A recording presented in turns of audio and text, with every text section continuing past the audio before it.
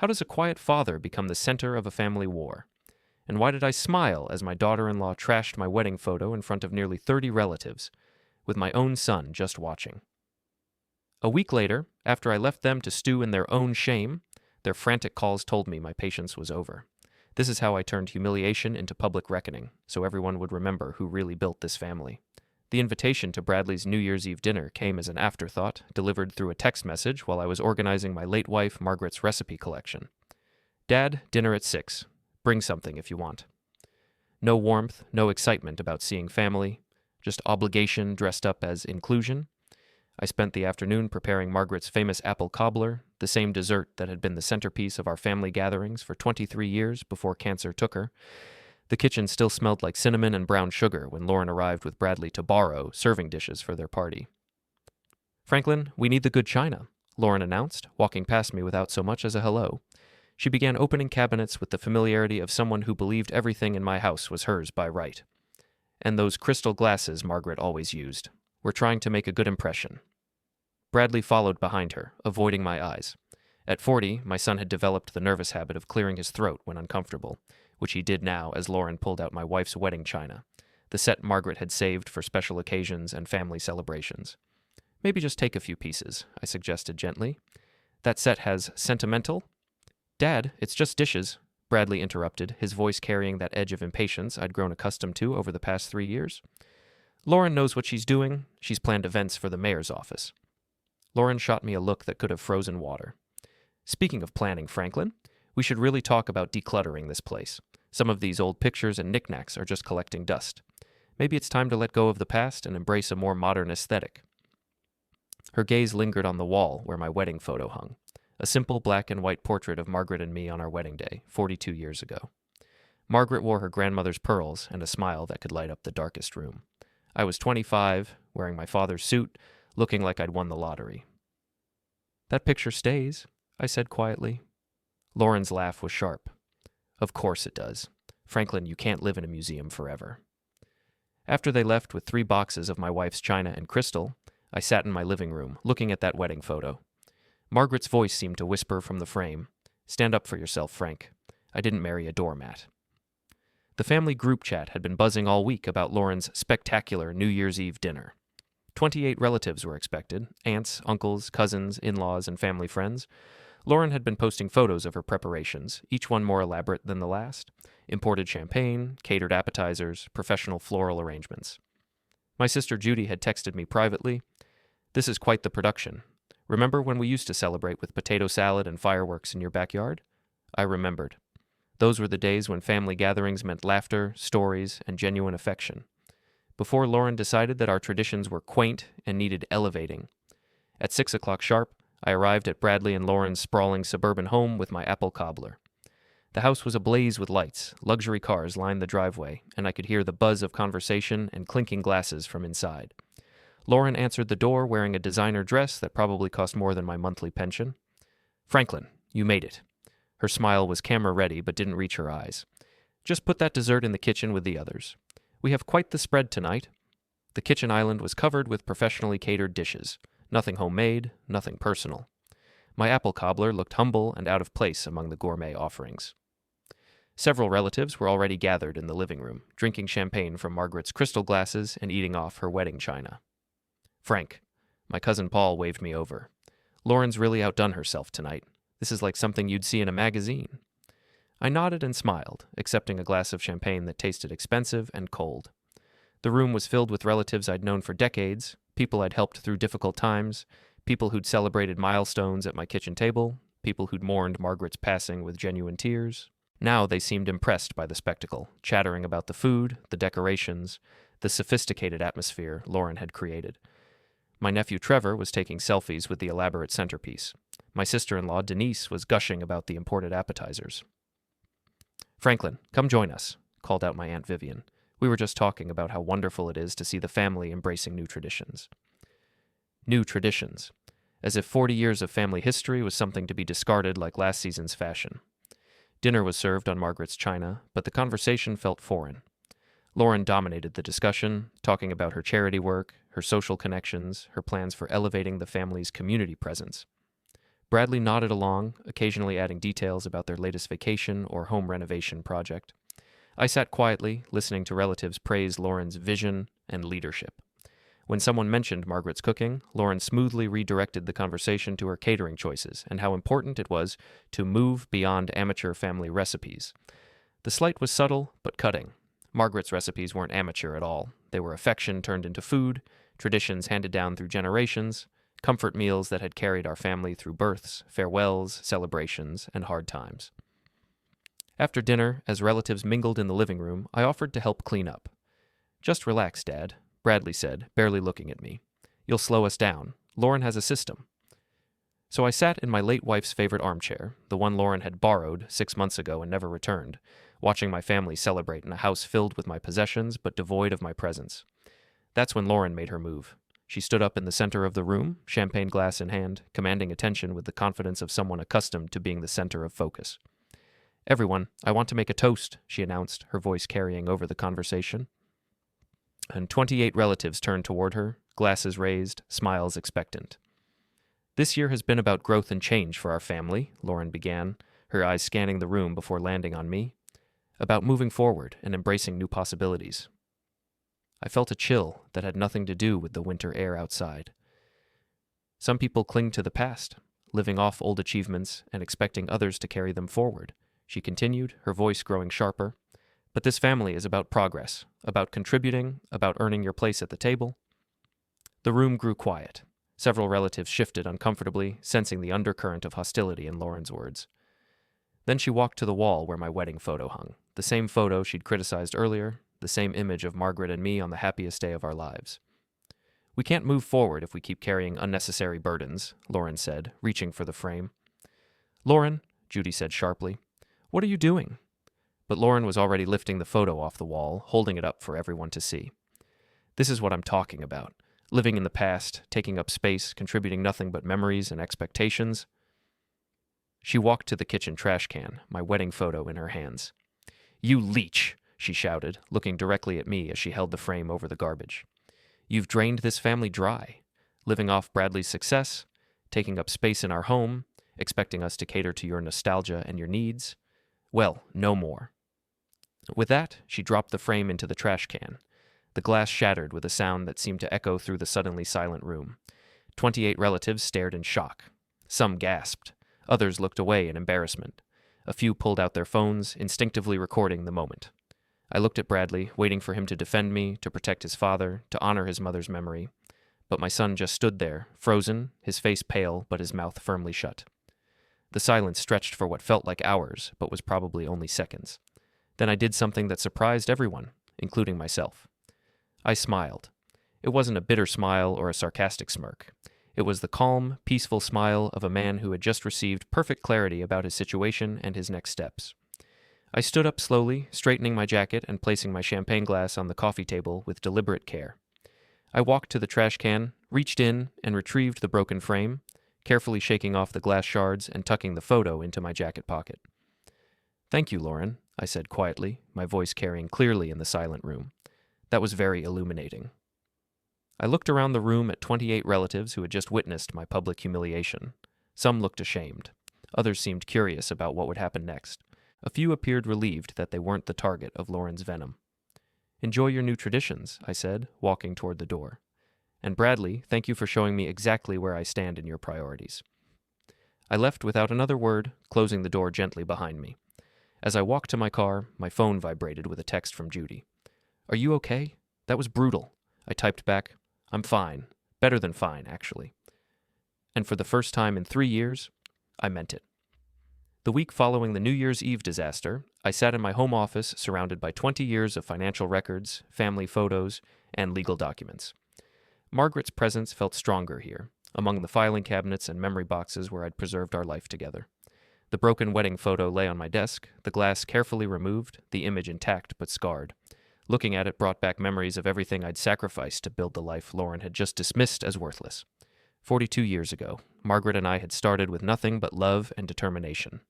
I worked double shifts as a junior engineer while she taught elementary school, both of us saving every penny for our future family. When Bradley was born, we moved to a smaller apartment so we could afford better schools. When he wanted to play baseball, I worked weekends to pay for equipment and league fees. The college years had been the hardest. Bradley wanted to attend an expensive private university, and Margaret and I liquidated our retirement savings to make it happen. Education is an investment in his future, Margaret had said, even as we ate ramen noodles for dinner and postponed our own dreams. After graduation, when Bradley struggled to find work, we supported him for 8 months while he figured things out. When he finally landed a job as a business consultant, we celebrated like he'd won the Nobel Prize. Then came Lauren. She entered our lives like a hurricane disguised as a gentle breeze. Beautiful, ambitious, and charming when she wanted to be, Lauren quickly became the center of Bradley's universe. Within 6 months, they were engaged. Within a year, they were married in a ceremony that cost more than my annual salary. I'd paid for half the wedding, despite Margaret's quiet concerns about the expense. She makes Bradley happy, I'd told my wife. That's what matters. But happiness, I learned, was a moving target for Lauren. First, it was their apartment. Not big enough, not in the right neighborhood, not suitable for entertaining clients and building professional relationships. Could we help with a down payment on a house? Margaret was in the early stages of her cancer diagnosis then, facing mounting medical bills and uncertain treatment costs. But Bradley was our only child, and Lauren painted such a compelling picture of their future success and eventual repayment. We liquidated our emergency fund and borrowed against our house to give them $60,000 for their down payment. Then it was the house itself. The kitchen needed updating. The bathrooms were dated. The living room required professional staging for Bradley's career advancement. Each request came with detailed explanations about investment value and long-term benefits. When Margaret's cancer progressed and required experimental treatment not covered by insurance, I quietly took out a second mortgage to pay for her care. Lauren and Bradley never knew about the financial strain, never offered to help, never even asked about the medical bills that were drowning us. Margaret passed away on a Tuesday morning in March, holding my hand and whispering apologies for the cost of her treatment. I told her what I'd been telling her for months. You're worth everything I have and more. After the funeral, Lauren's attitude toward me shifted dramatically. Where she'd once been politely manipulative, she became openly dismissive. I was no longer a source of financial support. I was an obstacle to her vision of family leadership. The disrespect started small, forgetting to invite me to family gatherings until the last minute, making decisions about holiday plans without consulting me, referring to me as Bradley's father instead of using my name when introducing me to her friends. Then it escalated. She began borrowing items from my house, Margaret's china, furniture, decorations, with promises to return them that never materialized. She criticized my housekeeping, my cooking, my outdated way of thinking about family dynamics. The family group chat became her weapon of choice for subtle humiliation. She'd post memes about generational differences and moving beyond old-fashioned thinking. She'd share articles about the burden of caring for aging parents and the importance of healthy boundaries. Bradley, meanwhile, became increasingly distant. He stopped calling regularly, stopped visiting unless he needed something, stopped defending me when Lauren's comments crossed the line into cruelty. The breaking point should have come months ago, when Lauren suggested I sell my house and move into a nice retirement community so Bradley and she could help manage my assets more efficiently. But I'd been too focused on preserving family harmony, too afraid of losing my only connection to my son and granddaughter. Sitting in my office now, surrounded by evidence of my decades of sacrifice and support, I realized that harmony built on humiliation wasn't worth preserving. My phone buzzed with notifications from the family group chat. Word of the New Year's Eve incident was spreading, but not in the way I'd expected. Cousin Paul. That was intense last night. Everyone okay? Aunt Vivian. I've never seen anything like that at a family gathering. Nephew Trevor. Grandpa Frank looked pretty calm for someone who just got roasted. Lauren. Sometimes difficult conversations are necessary for family growth. We can't enable dependent behaviors forever. Denise, Lauren's mother. Lauren showed real leadership last night. It takes courage to address family dysfunction. Judy. Destroying someone's wedding photo isn't leadership, it's cruelty. Lauren. The photo was symbolic of the problem.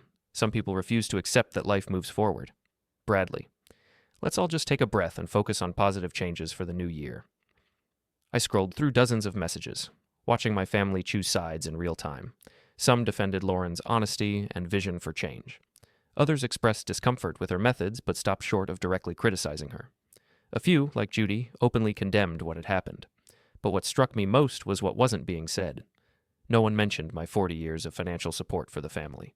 No one acknowledged the sacrifices Margaret and I had made for Bradley's education and career. No one seemed to remember who had actually built the foundation that Lauren was now claiming to lead. That afternoon, Judy came over with coffee and Margaret's favorite cookies from the bakery downtown. We sat in my living room, the empty space on the wall where my wedding photo had hung, serving as a constant reminder of the previous night's humiliation. "Frank, you can't let this stand," Judy said, her voice tight with anger. What Lauren did was unforgivable, and Bradley's silence was almost worse. I sipped my coffee, considering my words carefully. I've been thinking about that, about silence and what it means. "You've been too patient with them for too long," Judy continued. "They've taken advantage of your kindness, your generosity, your love for Bradley, and last night they crossed a line that can't be uncrossed." She was right, of course, but I'd spent 3 days thinking about more than just my hurt feelings. I'd been reviewing documents, making phone calls, and remembering conversations I'd had with my lawyer Howard Grant about estate planning and family trusts. "Judy," I said carefully, "what do you know about the Everett Family Foundation?" My sister looked puzzled. "The charity foundation you and Margaret set up? The one that's been supporting local scholarships and community programs for the past 15 years? "That's the one. Do you remember who controls it?" Judy frowned. "You do, don't you? You and Margaret were the founders, and after she passed, you became the sole trustee. Why?" I smiled for the first time since New Year's Eve. "Because I've been reading the trust documents very carefully this week, and I think it's time the family learned some things they've forgotten about how our foundation works." My phone buzzed again. This time it was a direct message from Lauren. "Franklin, we need to talk about your living situation and your role in family decisions going forward. Bradley and I have some ideas that could benefit everyone." I showed the message to Judy, who read it with growing outrage. "The audacity," she whispered. "After what she did, she's still trying to control you." I typed back a simple response. "I'm sure you do have ideas. We'll discuss them soon."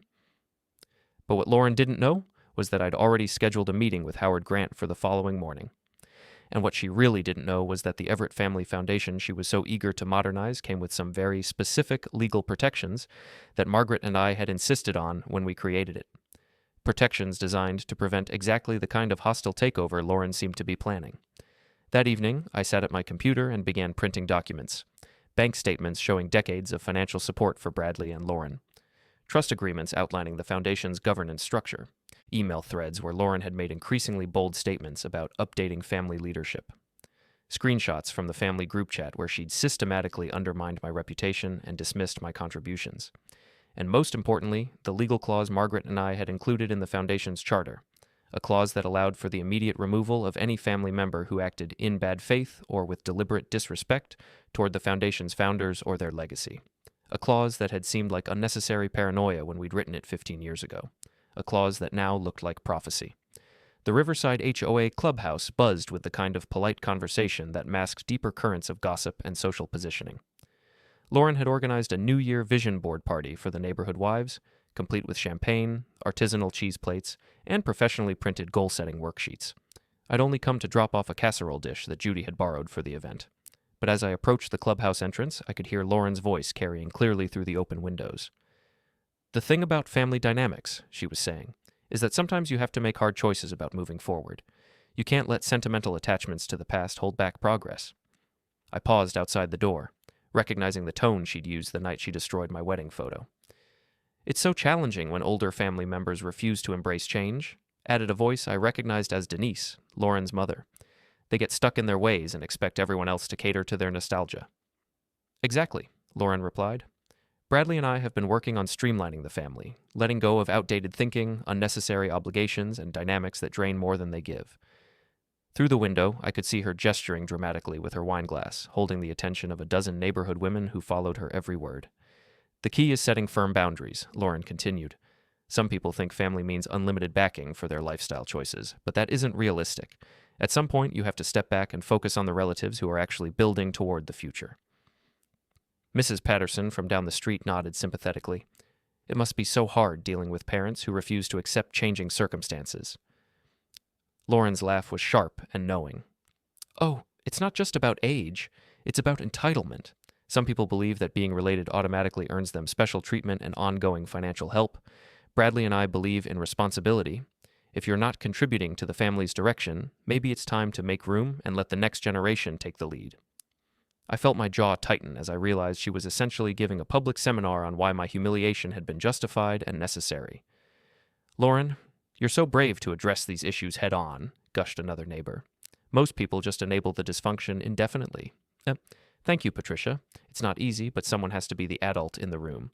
Bradley's father, for instance, has been living in the past for years, expecting us to maintain his lifestyle and cater to his emotional needs while contributing nothing meaningful to our family's growth or success.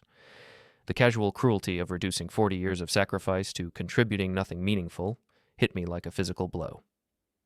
What we're planning, Lauren continued, lowering her voice conspiratorially, is a complete restructuring of family leadership and resource allocation. The Everett Family Foundation, for example, needs fresh vision and modern management. Bradley and I have been developing proposals to update its mission and streamline its operations. A sudden chill went through me. The foundation that Margaret and I had built, that funded scholarships for local students and supported community programs, was apparently next on Lauren's list of family assets to modernize. "That sounds wonderful," said Mrs. Patterson. "It's so important to have dynamic leadership in charitable organizations." "Absolutely. The current structure is outdated and frankly inefficient. We're planning to present our recommendations at the annual Foundation Gala next month. It's time for the community to see what real vision looks like." I'd heard enough. I quietly left the casserole dish by the door and walked back to my car, my mind racing with the implications of what I just overheard. Lauren wasn't just trying to humiliate me into submission, she was planning a complete takeover of the family's charitable assets. The foundation that represented 15 years of Margaret's passion for education and community service was about to become another trophy in Lauren's collection of conquered territories. But what Lauren didn't realize was that her public declarations of war had just provided me with exactly the evidence I needed to activate certain legal protections that Margaret and I had built into the foundation's charter. That evening, I sat in my home office with a cup of Margaret's favorite tea, reviewing the trust documents that would determine the foundation's future. The language was clear and unambiguous.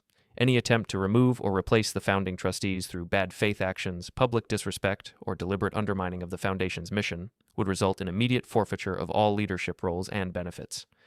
Margaret had insisted on that clause after watching other family foundations torn apart by internal power struggles.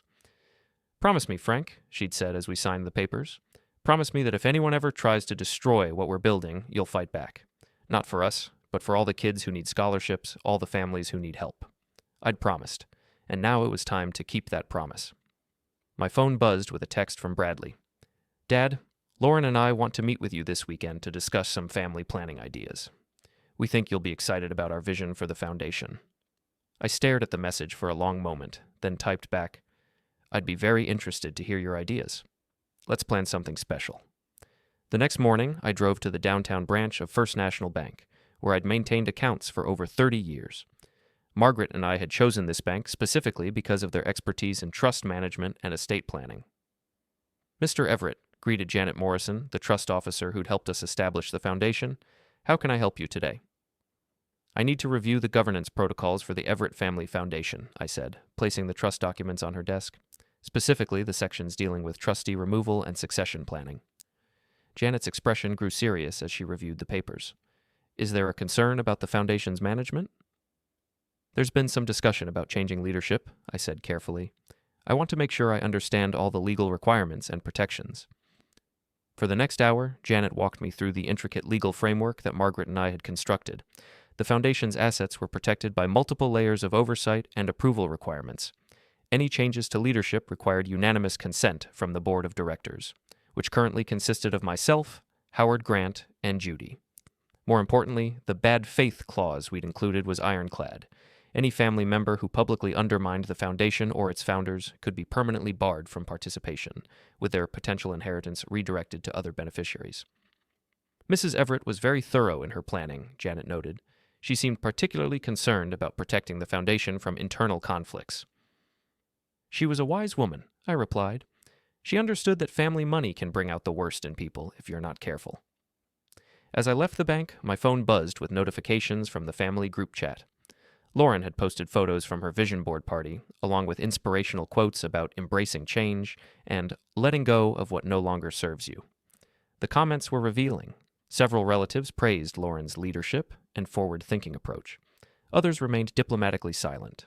But a few, including Judy and my cousin Paul, seemed increasingly uncomfortable with Lauren's public campaign against me. "Judy, these quotes are interesting, Lauren. Are you planning specific changes for the family?" Lauren. Always planning improvements, Judy. Bradley and I believe in being proactive rather than reactive when it comes to family dynamics. Paul. Just remember that family history has value too. Sometimes the old ways exist for good reasons. Lauren. Of course, Paul, but we can honor history without being enslaved by it. Progress requires courage. Denise. Lauren, I'm so proud of how you're handling these delicate family transitions. It takes real strength to address dysfunction directly. Judy. What dysfunction exactly, Denise? The chat went quiet after that, but I could sense the battle lines being drawn. Lauren's supporters saw her as a bold reformer cleaning up family problems. Her critics saw her as an opportunistic outsider trying to seize control of assets she hadn't earned. What none of them knew was that the legal framework governing those assets had been specifically designed to prevent exactly what Lauren was attempting. That afternoon, I called Howard Grant's office and scheduled an emergency meeting. It was time to review our options and prepare for what was beginning to look like an inevitable confrontation. As I hung up the phone, I noticed an envelope that had been slipped under my front door. Inside was a formal invitation to the annual Everett Family Foundation Charity Gala, scheduled for the last Saturday of January. At the bottom of the invitation, in Lauren's distinctive handwriting, was a note.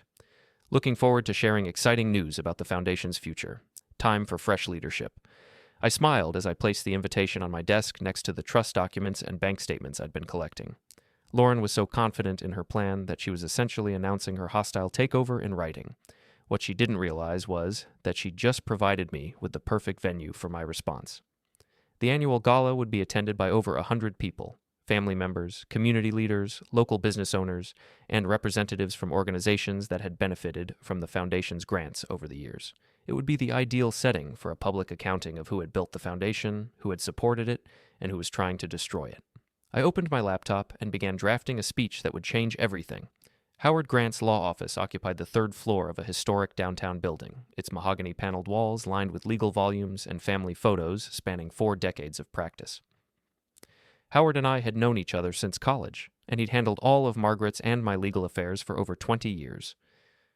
Frank, he said, gesturing to the leather chair across from his desk, Judy called me yesterday. She's concerned about some family developments. I placed a thick folder on his desk.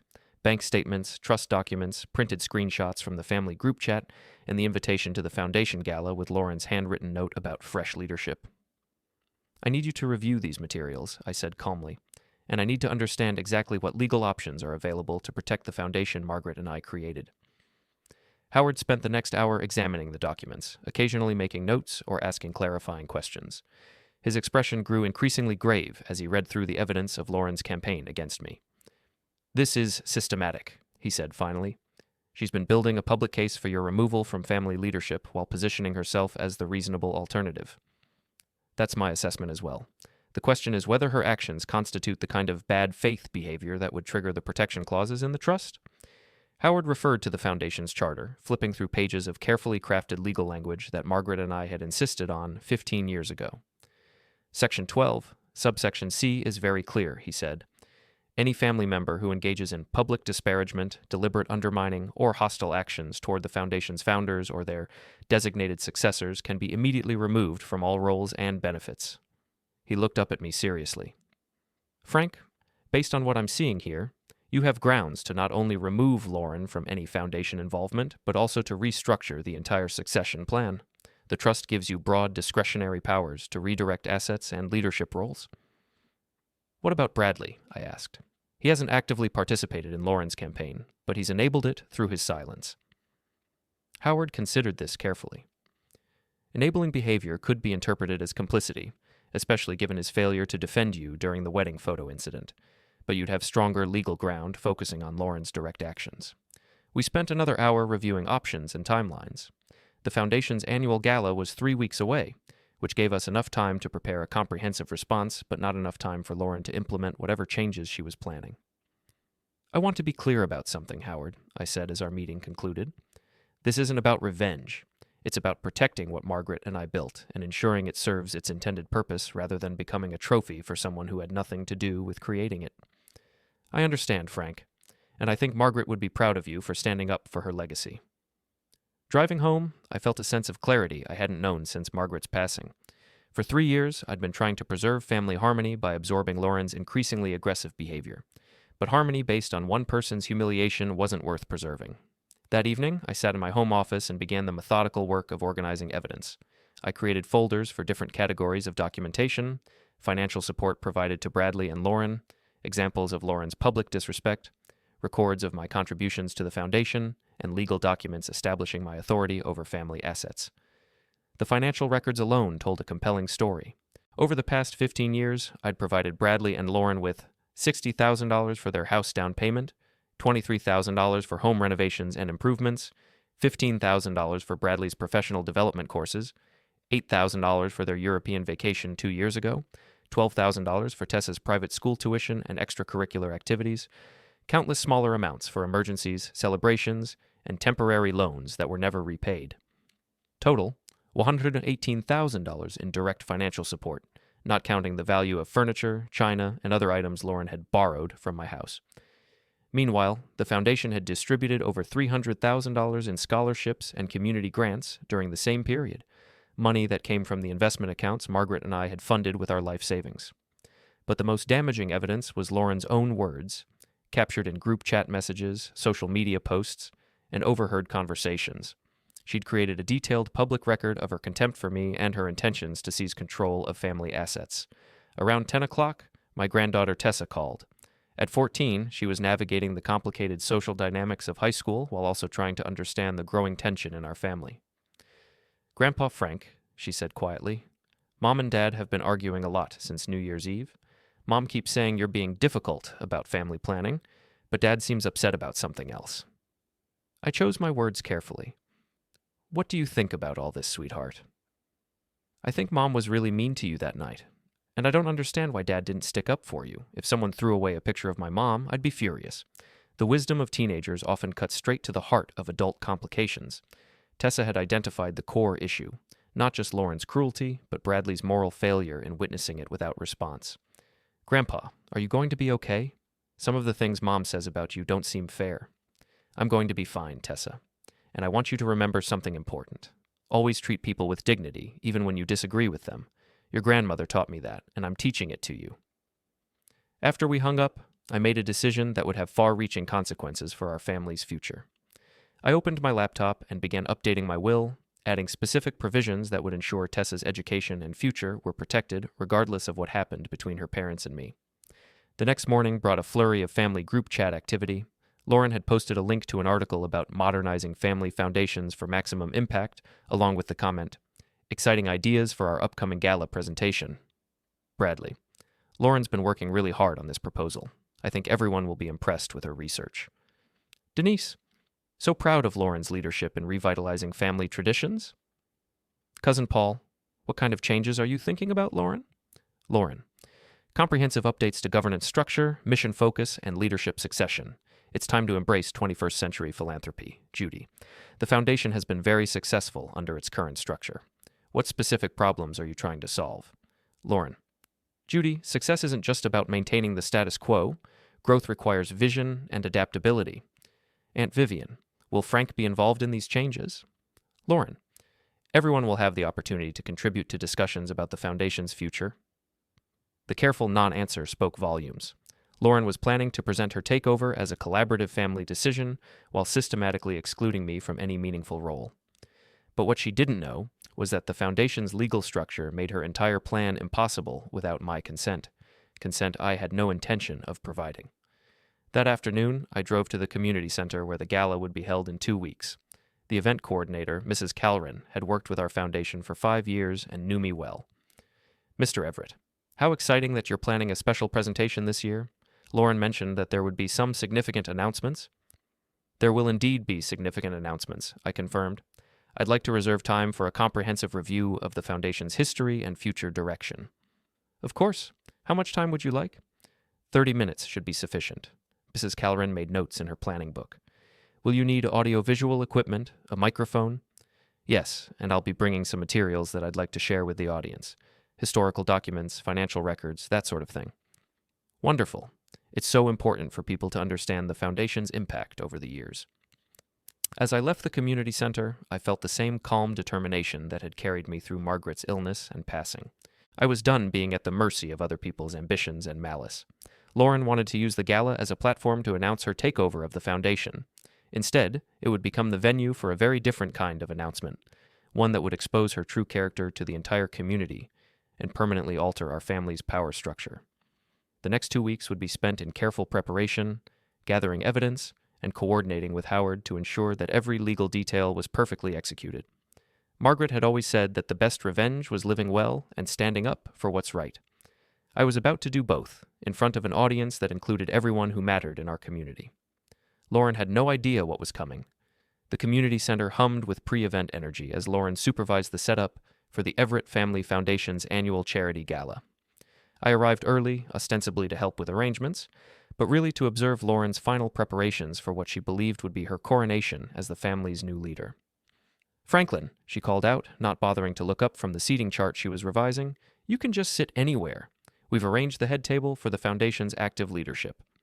I noticed that the head table included seats for Lauren, Bradley, Denise, and several board members from local charities, but no place for me, the foundation's founder and current sole trustee. "Of course," I replied mildly. "I'm sure you've put a lot of thought into the arrangements." Lauren's assistant, a young woman from the mayor's office who clearly idolized her, was setting up a presentation screen and testing the audio equipment. "Mrs. Everett, your slides look amazing. This is going to be such an inspiring evening." "Thank you, Chelsea. I want everything to be perfect. Tonight is about transformation and progress, and the presentation needs to reflect that vision." I watched Lauren rehearse her speech, her voice carrying clearly across the empty hall. She spoke about inherited limitations, outdated approaches, and the courage to embrace necessary change. Every phrase was carefully crafted to make her takeover sound like a rescue mission rather than a hostile acquisition. "The Everett Family Foundation has served our community for 15 years, she practiced, but serving and thriving are two different things. Tonight, we're announcing a comprehensive modernization plan that will triple our impact and establish new standards for philanthropic excellence." Denise arrived with a photographer from the local newspaper, apparently having arranged for press coverage of Lauren's big moment.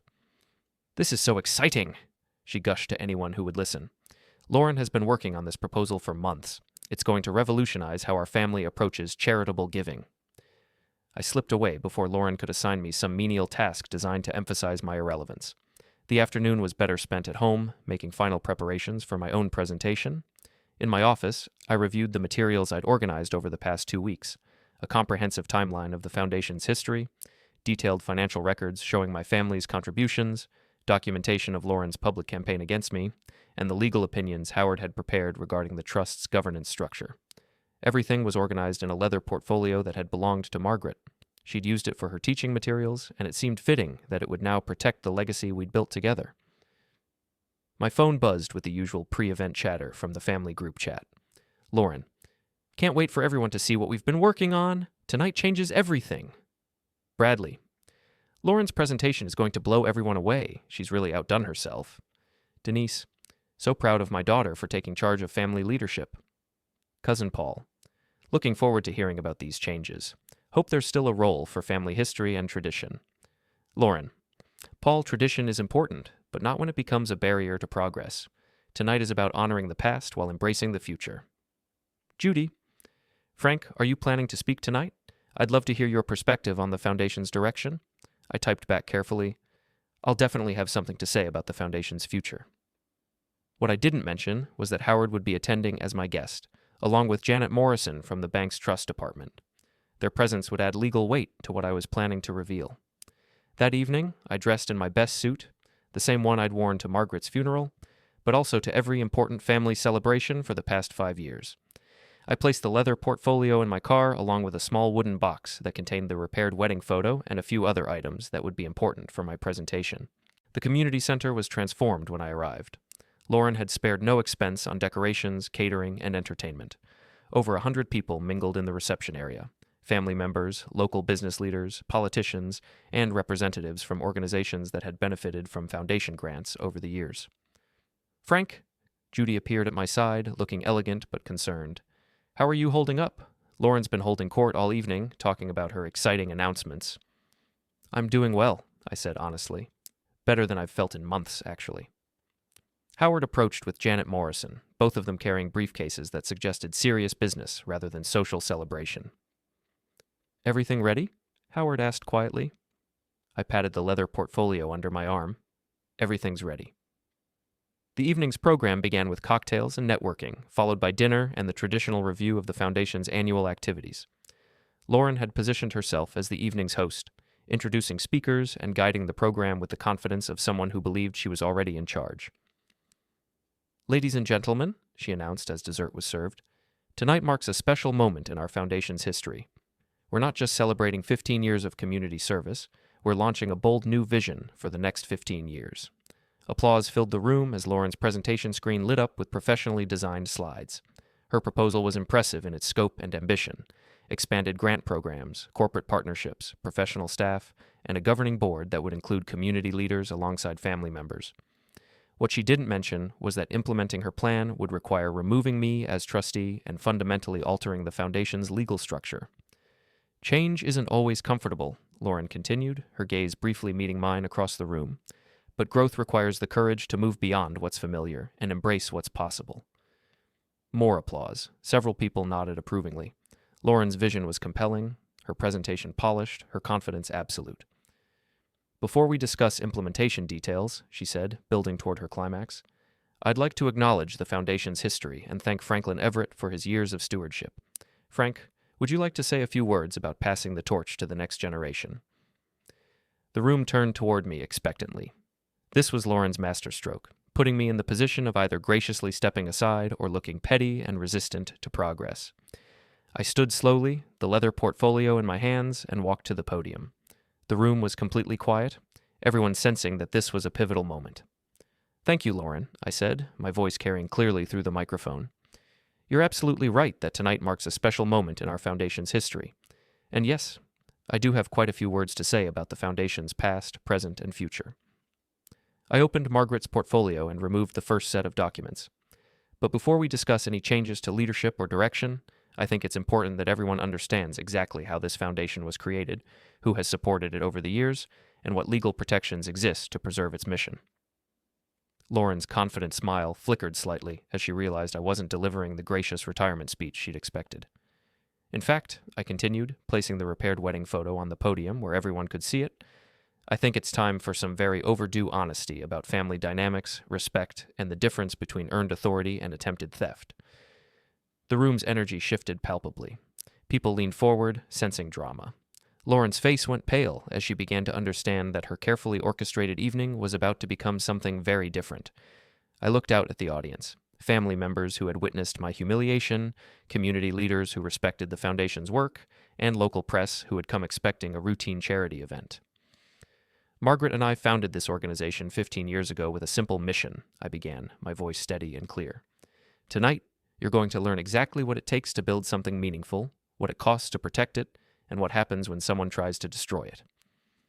Lauren started to stand, perhaps to interrupt or object, but Howard caught her eye and shook his head slightly. The legal implications of what was about to unfold were becoming clear to anyone paying attention. I smiled at the audience with the same calm expression I'd worn when leaving Bradley's house on New Year's Eve. Let's begin with some financial history that I think you'll find very illuminating. The community center fell into complete silence as I arranged my documents on the podium. 112 people, family members, community leaders, local press, and foundation beneficiaries, waited to hear what I had to say. Lauren remained frozen at the head table, her confident smile replaced by growing alarm.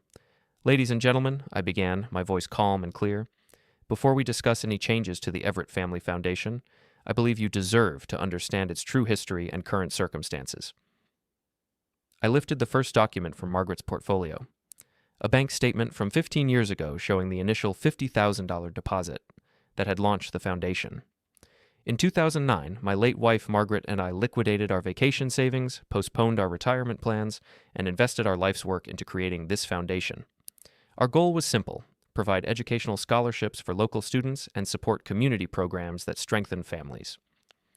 I clicked to my first slide, a timeline showing the foundation's growth from that initial investment to its current assets of over $800,000.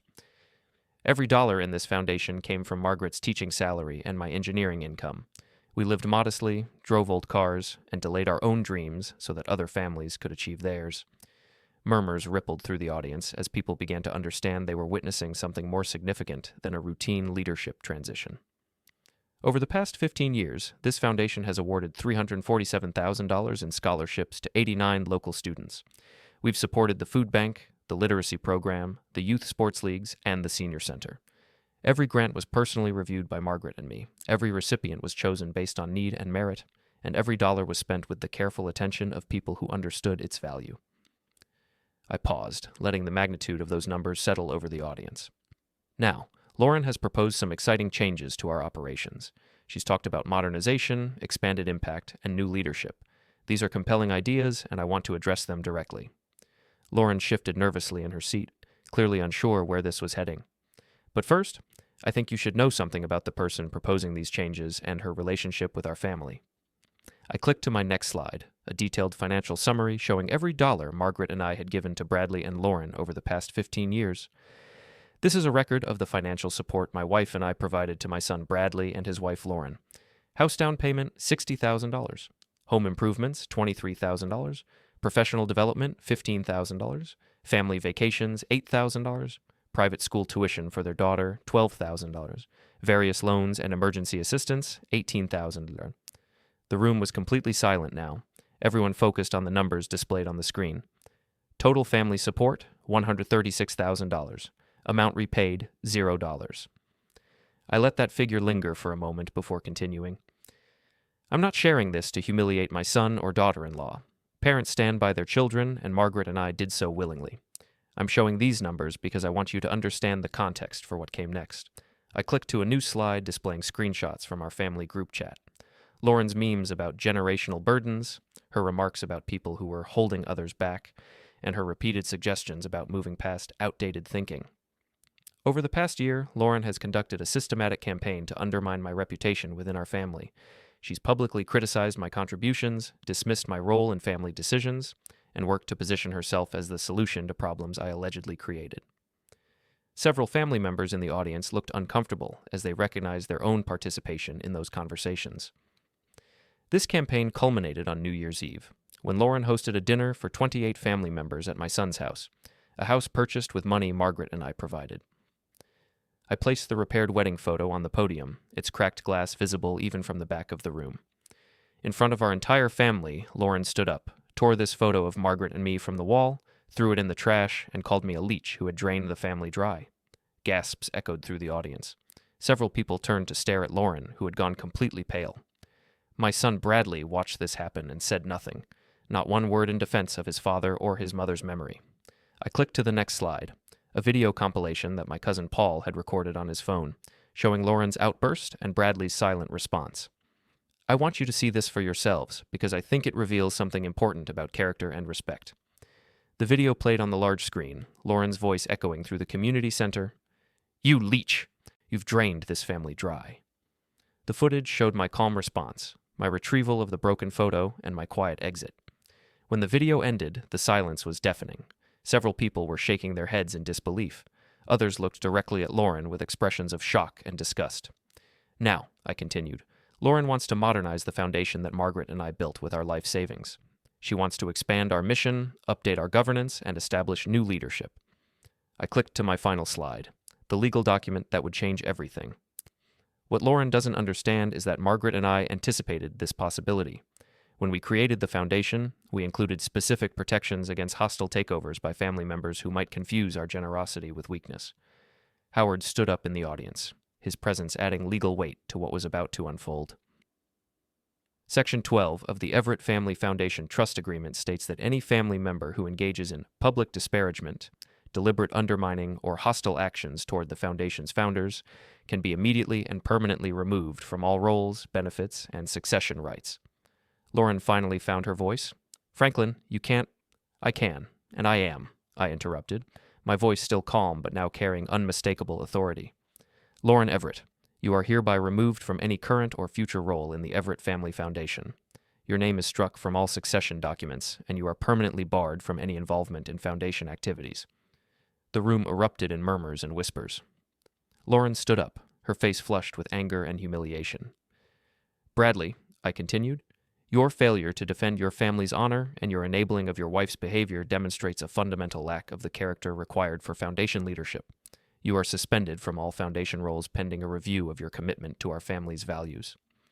My son sat frozen, his face a mask of shock and dawning realization. Effective immediately, control of the Everett Family Foundation passes to my granddaughter Tessa, with my sister Judith serving as interim trustee until Tessa reaches the age of 25. I turned to address the broader audience, my voice carrying clearly through the stunned silence. The Foundation's mission remains unchanged. We will continue supporting education, strengthening families, and serving our community. But we will do so with leadership that understands the difference between earned respect and attempted theft.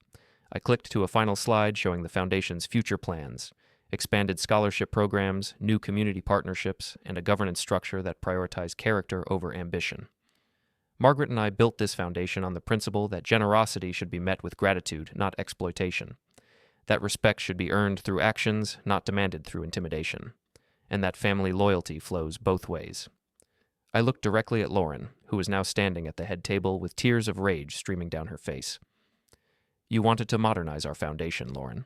Consider this your introduction to consequences, a very old-fashioned concept that apparently needs to be reintroduced to the next generation." The audience sat in stunned silence as I gathered my documents and stepped away from the podium. Several family members were openly staring at Lauren and Bradley. Others were whispering among themselves, clearly processing the implications of what they'd just witnessed. Local press representatives were frantically taking notes and photos.